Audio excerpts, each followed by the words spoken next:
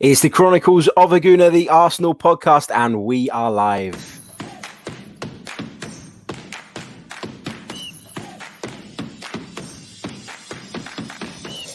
You're listening to the Chronicles of a Gooner, the Arsenal podcast. I'm Martin Tyler, and you're listening to Harry Symeou.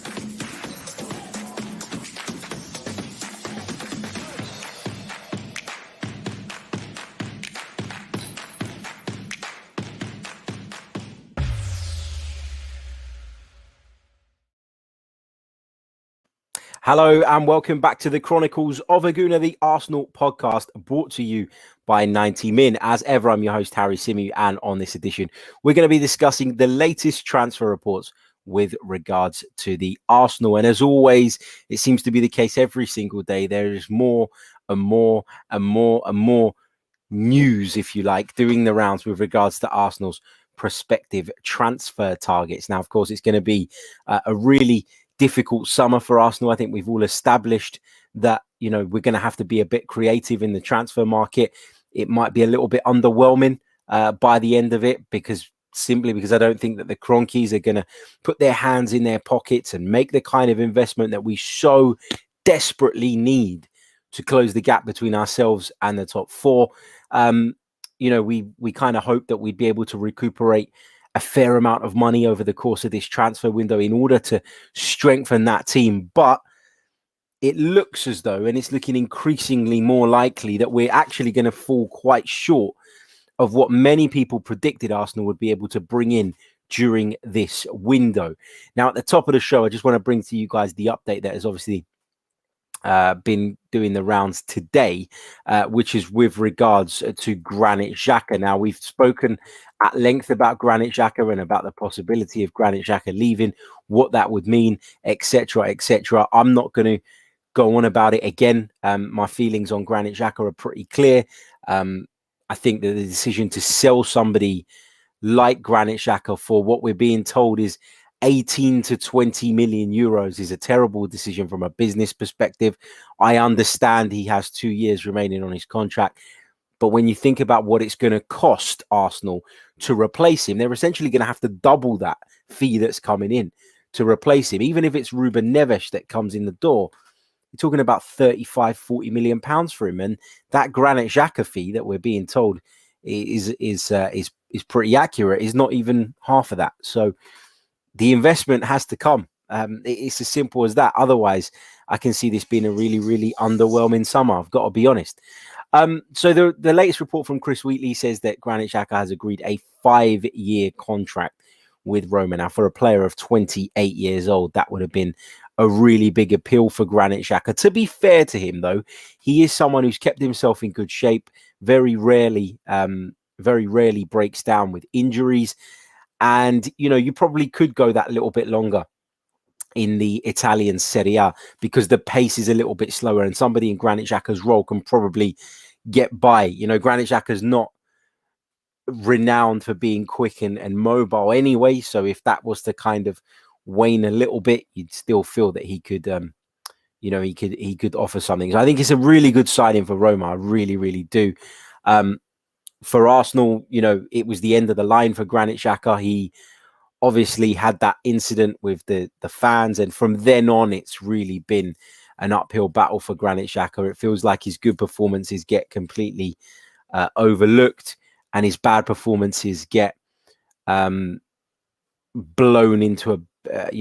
out of proportion and made into a bigger deal than they actually are. So I understand why he wants to go. I understand why the club want to part ways with him. I'm just a little bit, if I'm honest, disappointed with the fee, but tough market at the moment.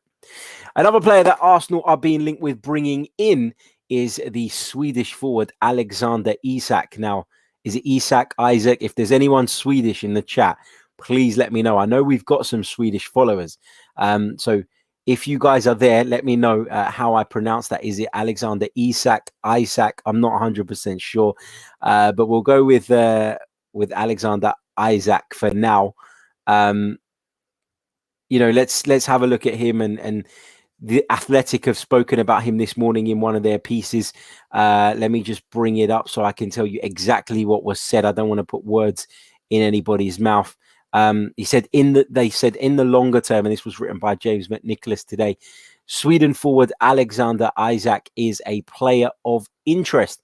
Although the 21-year-old belongs to Real Sociedad, the situation is complicated by the fact that Borussia Dortmund, of course, his previous club, retain a 30 million euro buyback clause on a player they sold to the La Liga side in 2019.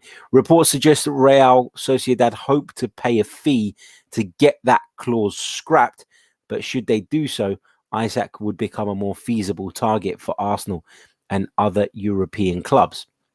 Now, if you look at his statistics from the 2020-21 season, he had a pretty good season, 34 La Liga appearances in which he provided 17 goals, which is a really, really good return.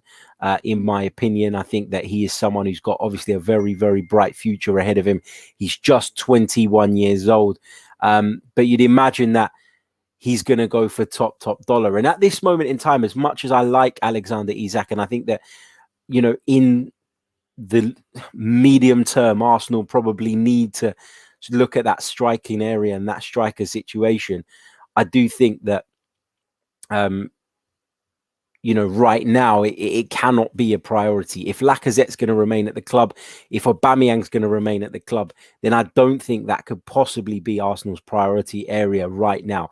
It's great to be linked with players of incredible talent. It would be great to get these players in at the club, but it just feels a little bit unrealistic at the moment.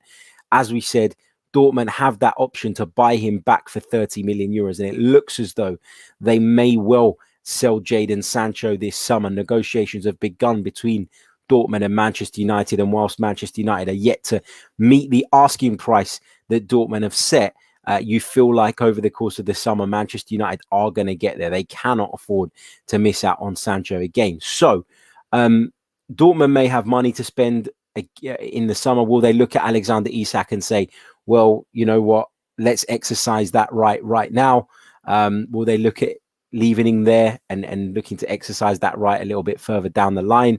I don't know, but it just feels for me like whilst this guy is a real talent and someone that, you know, people are waxing lyrical about all over the continent at the minute, it just feels like right now it's not Arsenal's priority. The midfield has to be the area we're going to address, especially if Granit Xhaka is moving away from the club, which is seemingly what's going to happen over the next few days by the looks of it. In other striker news, though, Arsenal are apparently have offered Eddie Nketiah a new contract. I find this one really, really strange.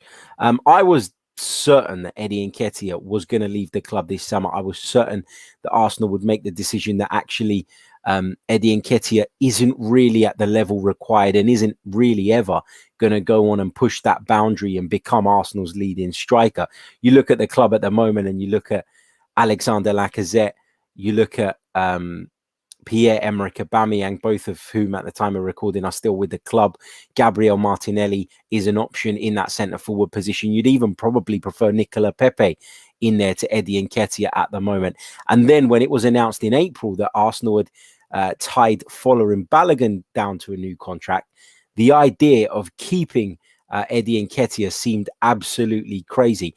Now, a couple of people have made a good point, and it's what the Athletic have reported, that Arsenal are looking to give Eddie Nketiah that contract so that they can protect his value. But this is the reality of the situation, right? How much is that going to increase his value? And I think Arsenal are looking at this in this way. They've looked at Joe Willock, right, who was not getting a look in really in the first team at Arsenal. Not in the Premier League anyway. Had a few opportunities, didn't really take them. Went out on loan to Newcastle United, performed very well, scored goals, took his stock to a whole new level. And now you're talking about Joe Willock as a potentially £20 million player. Are Arsenal thinking that if they secure Eddie Nketiah's future, send him out on loan, he performs on that loan, then somebody might come in and make an offer that makes much more business sense? But, you know, there's too many variables in that for me. So first of all, you need Eddie Nketiah to sign the contract.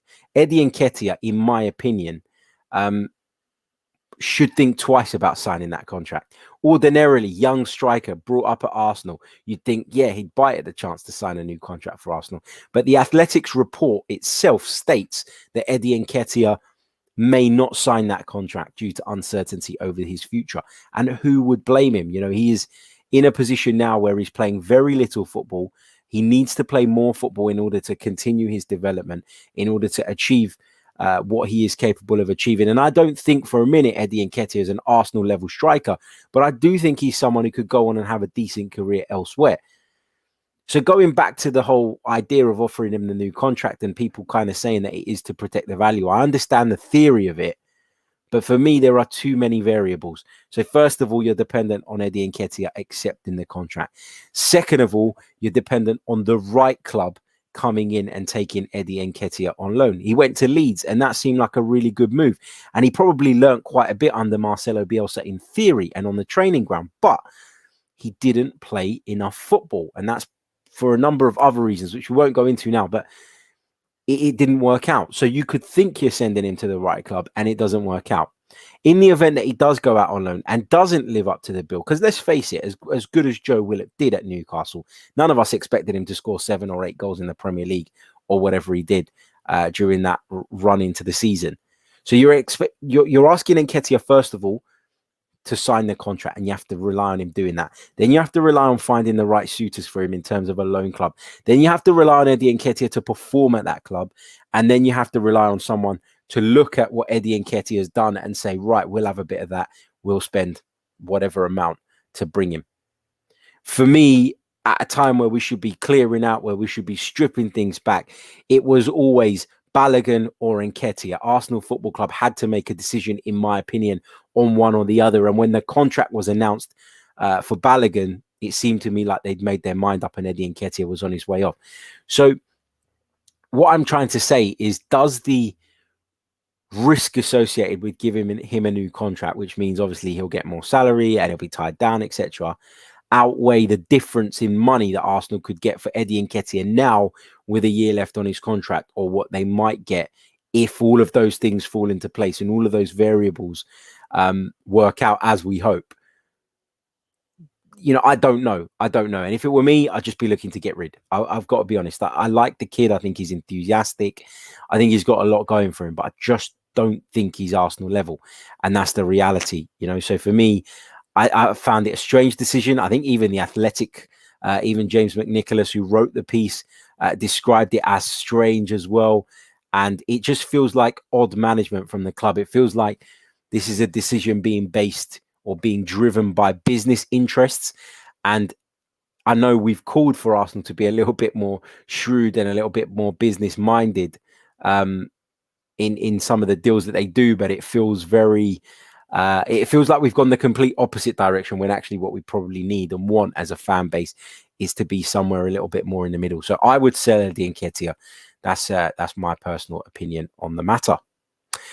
Let's talk a little bit about another player that Arsenal are being linked with, and I'm only bringing this one up again. I know it's been talked about over the last few days, but I'm bringing it up because it is being reported by The Athletic again, and they've put a really lengthy piece out on Arsenal's transfer plans this summer. So it's worth checking it out if you're subscribed to The Athletic.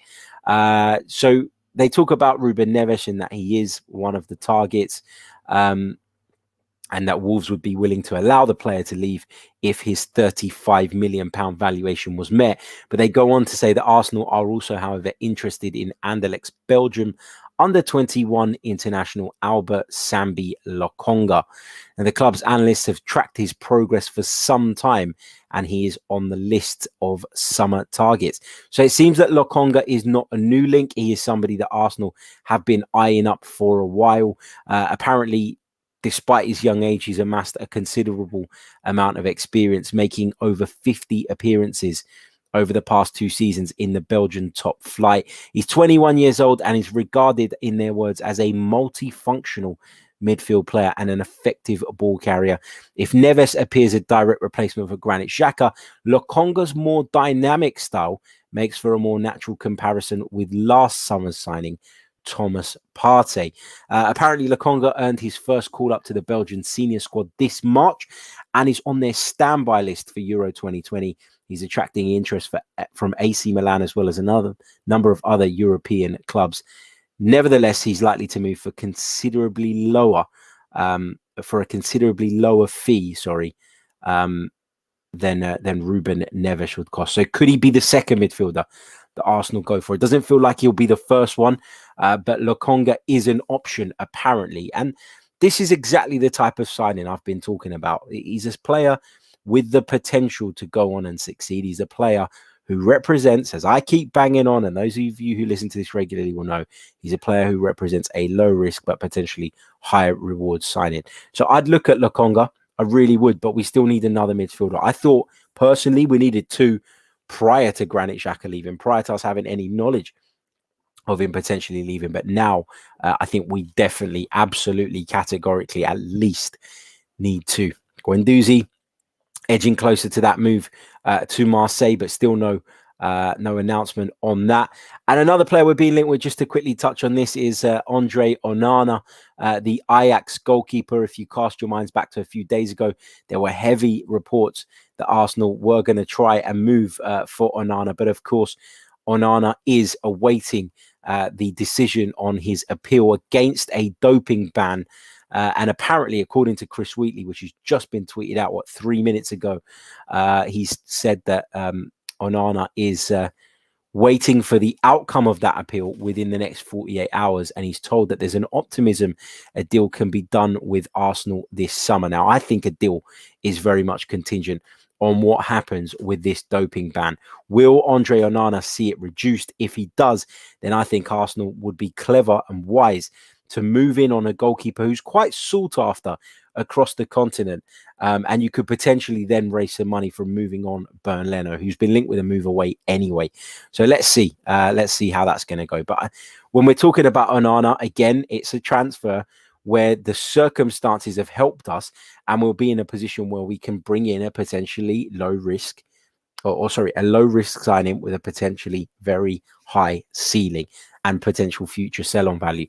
So this one would make sense for me. And I'd like to see Arsenal do this in the event that doping ban is cut down. If the doping ban is not, then do Arsenal still do it on the cheap? Remember, Onana's Ajax contract runs out at the end of next season, and that's largely why they are very, very keen to move him on.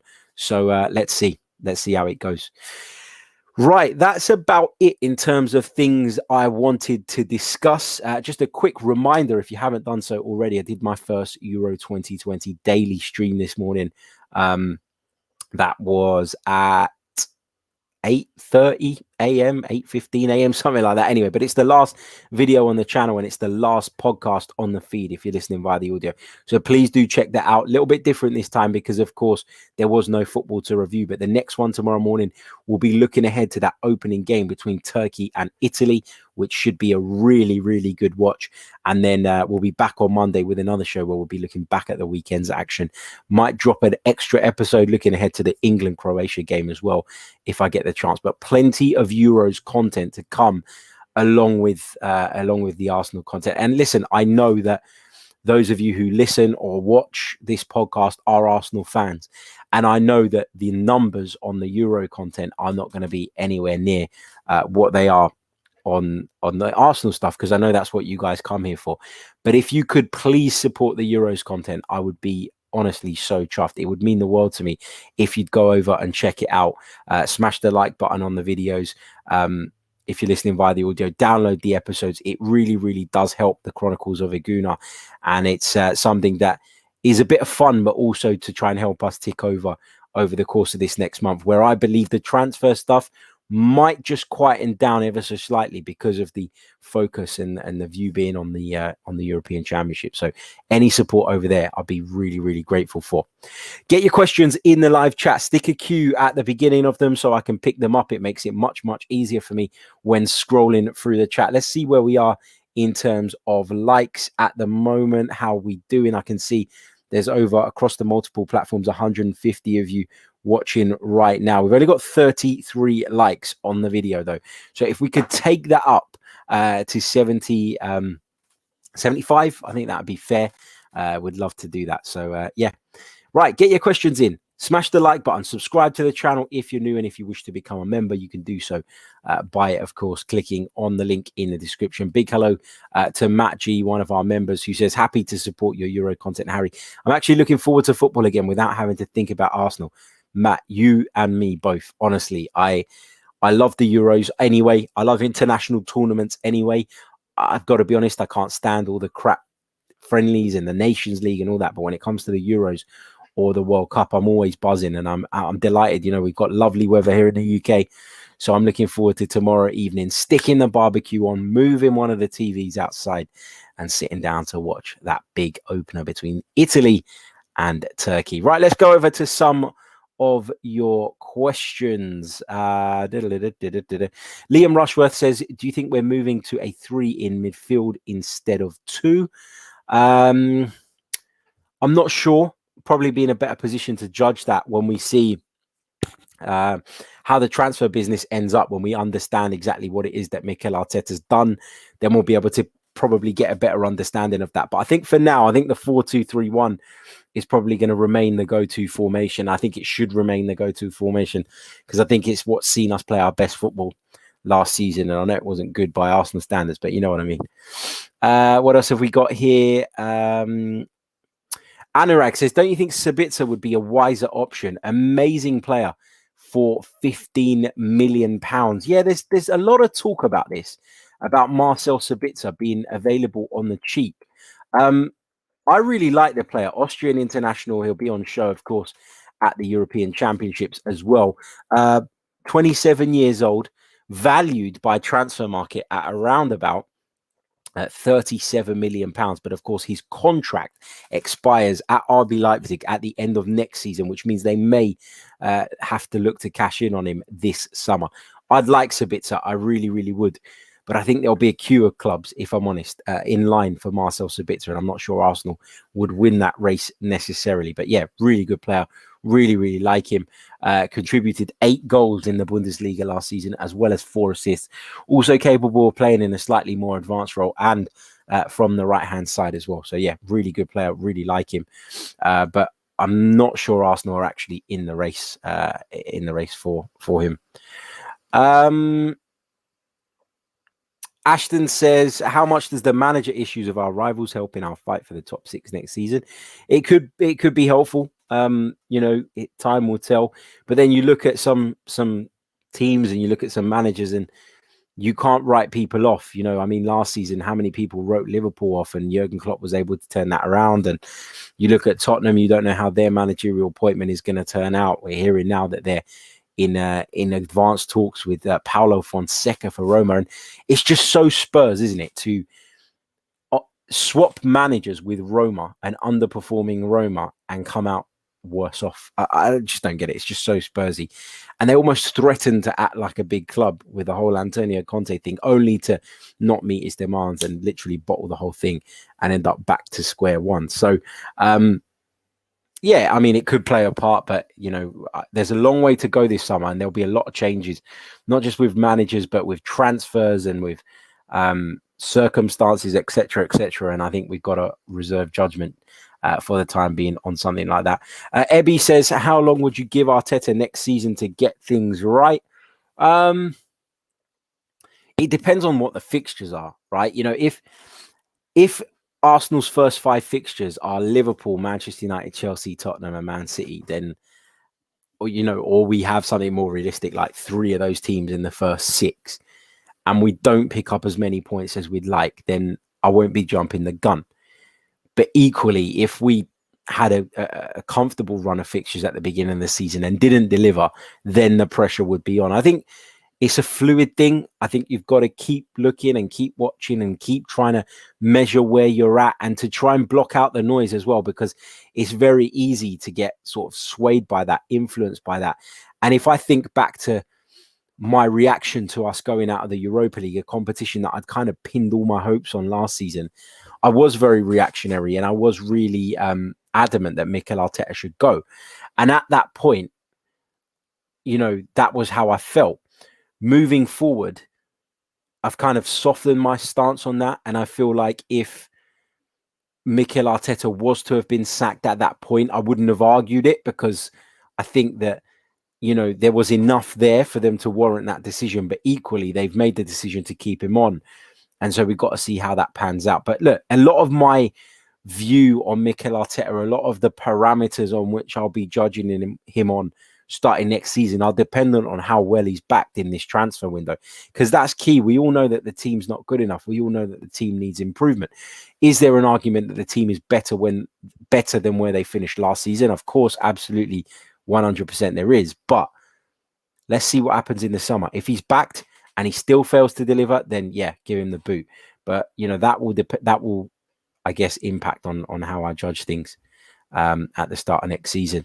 Boris says thoughts about Tyler Adams and Baku. Honestly, mate, I don't know a great deal about those two, so I will I'll have a look into them and perhaps bring that up on a later podcast. But I'll be lying to you, and I don't want to pretend I know about stuff that I don't. If I'm honest, we've had some more questions on the Sabitzer stuff. We've already kind of addressed that. What else have we got? Sam says, do you feel we need another centre-back? The club apparently want a right centre-back when it feels we already have lots of centre-backs. Don't you think the money should be spent elsewhere? I think it really depends on what William Saliba's future holds and whether Mikel Arteta feels he is ready and capable of stepping into that role.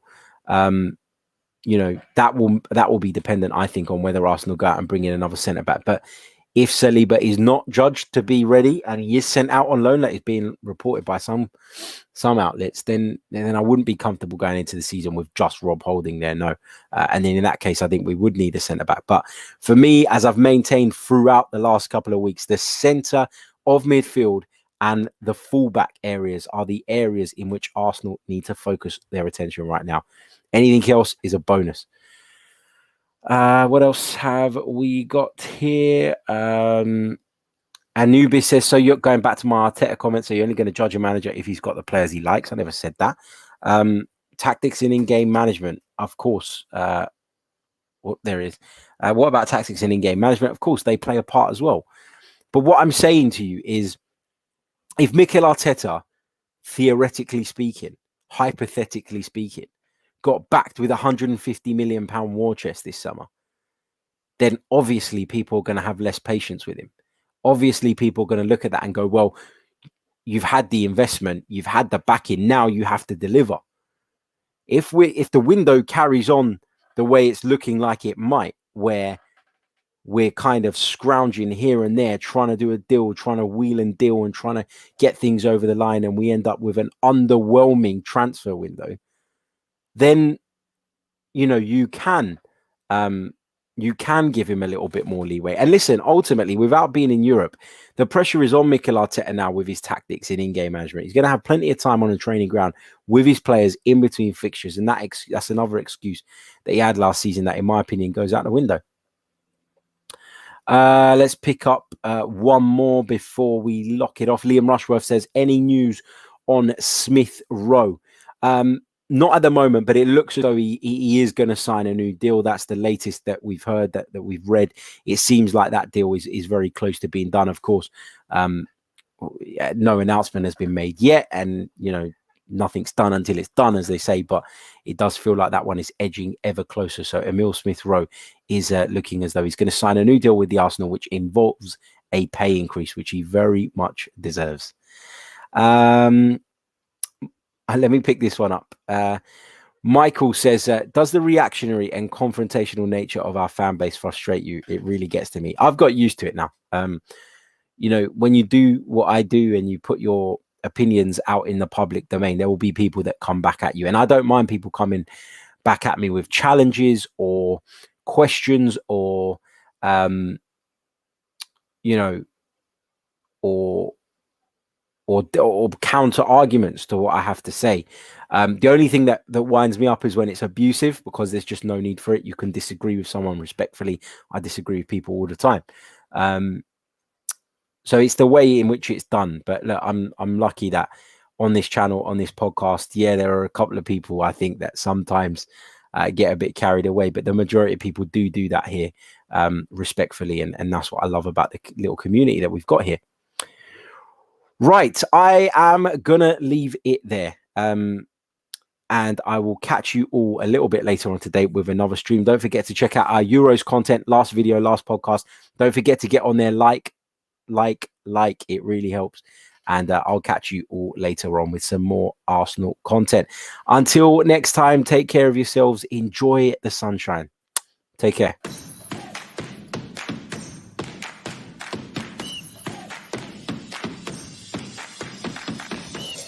You're listening to the Chronicles of a Gooner, the Arsenal podcast.